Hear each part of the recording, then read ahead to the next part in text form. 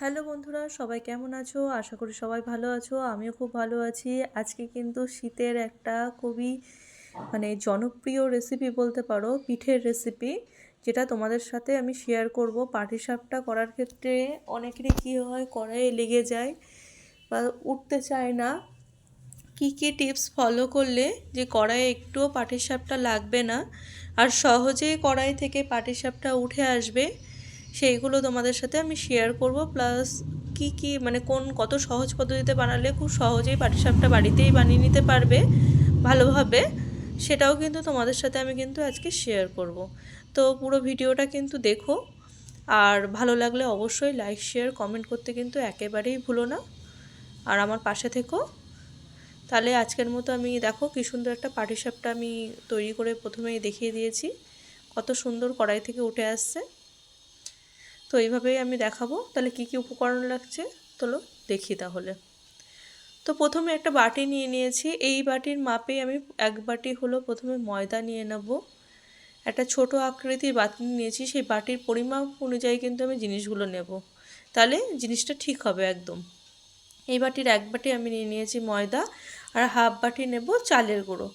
সেখানে আপনারা যে কোনো চালের গুঁড়োই আপনারা ব্যবহার করতে পারেন, সেটা আপনাদের ওপর।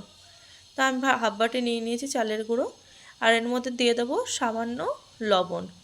এর মধ্যে কিন্তু কোনো রকম গুড় বা চিনি আমি ব্যবহার করব না। আর গুড় আর চিনি ব্যবহার করলেই কিন্তু বেশিরভাগ ক্ষেত্রেই কড়াই বা যে কোনো জায়গায় করলেও লেগে যায়।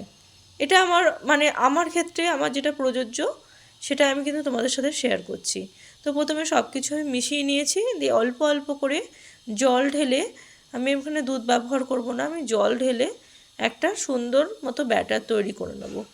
প্রথমেই বেশি জল ঢালবো না, অল্প অল্প করে জল ঢাললে কী হবে, লাম্পস তৈরি হবে না, ভেতরে দানা দানা থাকবে না বা গুটি গুটি থাকবে না।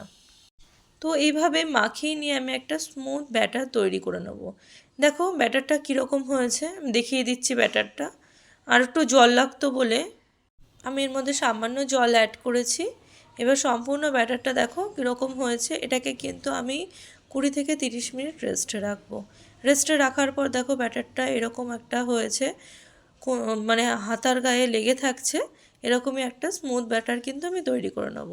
এবার পরিষ্কার একটা কড়াই নিয়ে নিয়েছি, এমনি নর্মাল কড়াই নিয়েছি, এটা কিন্তু কোনো ননস্টিক নয়, এটা নর্মাল কড়াই আমি নিয়ে নিয়েছি। নর্মাল কড়াইয়ে কিন্তু করে দেখাবো।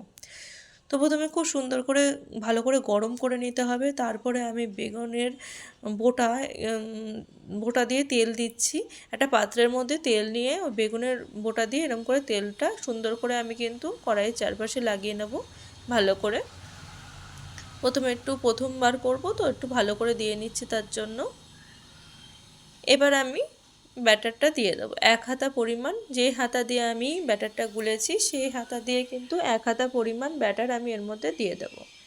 দিয়ে কড়াইটা সুন্দর করে নাড়িয়ে আমি ব্যাটারটাকে পাতলা করে নেবো, এরকম চারিদিকে যদি সমান হয় এরকম করে নেবো। তবে সুন্দর করে নিয়েছি। ব্যাটারটা একটু শুকালেই কিন্তু আমরা দিয়ে দেবো ক্ষীর। এই ক্ষীরটা কিন্তু আমার বাড়িতেই বানানো নলেন গুড়ের ক্ষীর। এই ভিডিও কিন্তু আমি শেয়ার করেছি, চাইলে আর যদি প্রয়োজন লাগে অবশ্যই দেখে নিতে পারো। এবার আমি সুন্দর করে দেখো একটু শুকিয়ে গেলেই আমরা এরম করে খুন্তির মাধ্যমে সুন্দর করে এটাকে আস্তে আস্তে আলতো হাতে আমরা কিন্তু উল্টে দেবো। সুন্দর করে দেখো কি সুন্দর আমাদের প্রথমটা হয়ে গেল।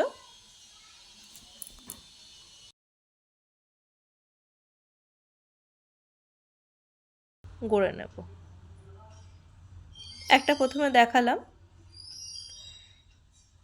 আর একটা পিঠে আমি বানিয়ে দেখিয়ে দিচ্ছি।